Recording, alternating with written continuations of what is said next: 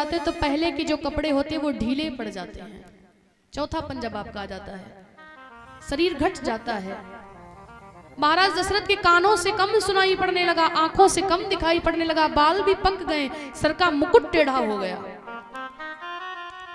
और जब आप सभी के साथ में ऐसा होता कि आंखों से कम दिखाई पड़े, कानों से कम सुनाई पड़े, पैरों से कम चला जाए, हाथ पैर ज्यादा काम न करें, तो समझ लेना कि भगवान के घर से नोटिस आना चालू हो गई है। अब जाने की तैयारी बना लो, चौथापन आ गया है।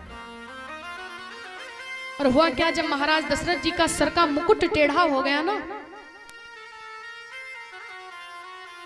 तो महाराज दशरथ जी सर के मुकुट को सीधा करने लगे। सीधा किया, फिर टेढ़ा हो गया, क्योंकि अब चौथापन आ गया, शरीर ढल गया, वो नहीं आ रहा साइड से। तो महाराज ने कहा, मंत्री महल जाओ और वहां से दर्पण लेकर के आओ। दर्पण माने शीशा। और वो मंत्री गया और उस शीशा को लेकर के आता। महाराज दशरथ जी उस मुकुट को सीधा करने लगे तो देखते क्या कि एक बाल सफेद दिखाई पड़ा, सर का बाल पक गया।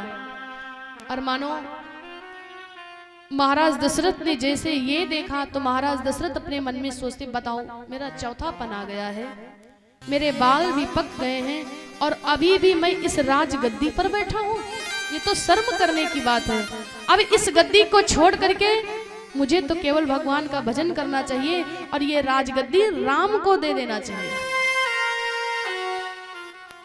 पिता जब बुजुर्ग हो जाता, बूढ़ा हो जाता है, तो पिता की उत्तराधिकारी जो गद्दी पर बैठता है वो ज्येष्ठ पुत्र बैठता है, बड़ा बेटा। एक बार की बात है, एक दिवस अचानक राजा ने दर्पण में अपना मुख देखा।